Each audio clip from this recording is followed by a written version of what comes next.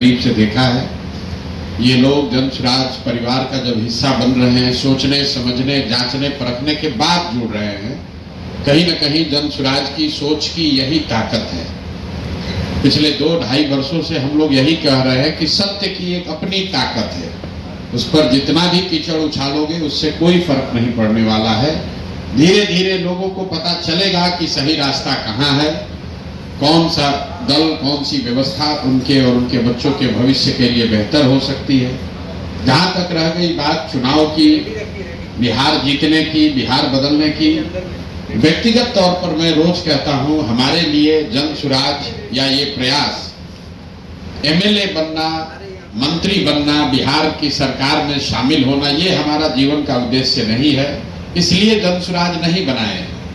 जिसको थोड़ी बहुत भी राजनीति की समझ है वो जानता है कि अगर हमको एमएलए एमपी बनना होता, मंत्री बनना होता, तो उसके लिए इस तरह के किसी प्रयास की जरूरत नहीं है। आप जिस राज्य का नाम ले लीजिए, उसी राज्य से हम एमपी एमएलए बन सकते हैं, कोई पार्टी बना लेगा। हम यहाँ पर ये जो व्यवस्था शुरू कर रहे हैं, इस देश में गांधी के आदर्शों पर, व्यवस्थित तरीके से गांधी के आदर्शों पर चलने वाला एक कोई विकल्प बने, भले छोटा प्रयास है। आज ये आपको छोटा पौधा दिख सकता है, लेकिन जब कोई भी चीज आप शुरू करते हैं वो छोटा ही होगा। एवरेस्ट पर चढ़ने के लिए भी आपको नीचे से ही शुरू करना है। तो हमारी जो सोच है, ये व्यवस्था जो हम लोग बना रहे हैं, अगर आपको बीजेपी के विचारधारा पर आधारित राजनीतिक व्यवस्था से लड़ना है, तो हम लोग देख रहे हैं पिछले 10-15 साल से, ये कहीं का ईंट कहीं का गारा जोड़कर आपको लड़ाई नहीं लड़ सकते हैं। भाजपा विचारधारा आधारित एक राजनीतिक व्यवस्था है, तो अगर विचारधारा आधारित भाजपा से लड़ना है तो आपको लोहे को लोहा काटता है, विचारधारा आधारित ही राजनीतिक व्यवस्था बनानी पड़ेगी। और इस देश में जब आपको भाजपा के विचारधारा से लड़ना है, तो गांधी ही एक वो विचारधारा है जिससे कि उसका मुकाबला किया जा सकता है। तो जन स्वराज बिहार में चुनाव लड़के सत्ता में काबिज होने का अभियान नहीं है। ये आजादी से पहले जो महात्मा गांधी की कांग्रेस थी, उस तरह की व्यवस्था को पुनर्जीवित करने का अभियान है।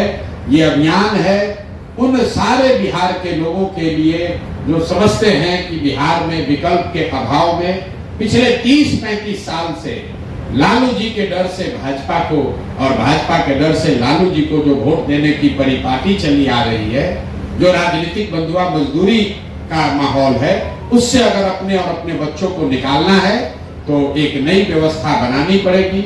उसी व्यवस्था का नाम है जन स्वराज। जन स्वराज किसी व्यक्ति का दल नहीं है, ये प्रशांत किशोर का दल नहीं है, किसी जाति किसी समाज का दल नहीं है, किसी परिवार का दल नहीं है।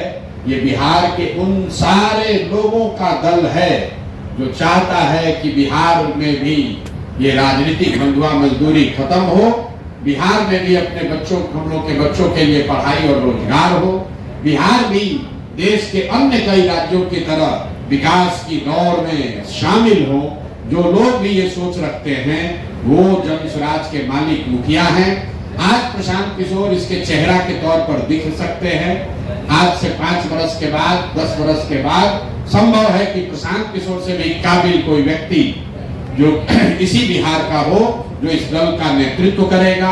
वो मुस्लिम भी हो सकता है, वो अति पिछड़ा भी हो सकता है, वो सामान्य वर्ग का भी हो सकता है, वो दलित समाज का भी हो सकता है। जाति और पारिवारिक पृष्ठभूमि का ध्यान में न रख के सिर्फ और सिर्फ मेरिट और समाज के लिए कुछ करने की क्षमता के आधार पर इस दल को चलना और बढ़ना है।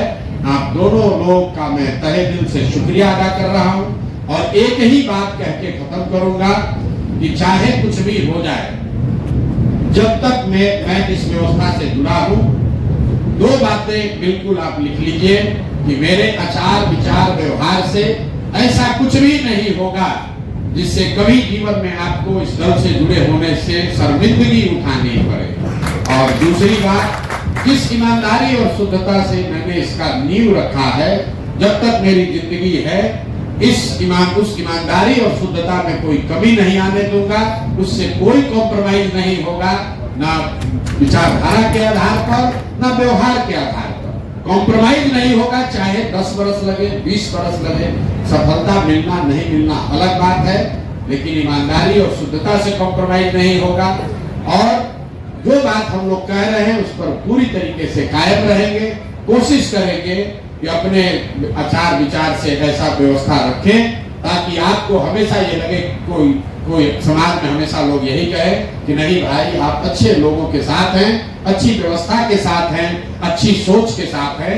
जीत और हार तो ऊपर वाला तय करता है, हम लोग निमित्त मात्र हैं, हम लोग अपना काम कर सकते हैं, लेकिन अच्छा करेंगे, अच्छी सोच के साथ करेंगे, अच्छी भावना के साथ करेंगे तो लोगों की दुआओं में दम है, जीत तो अपने आप मिलेगी।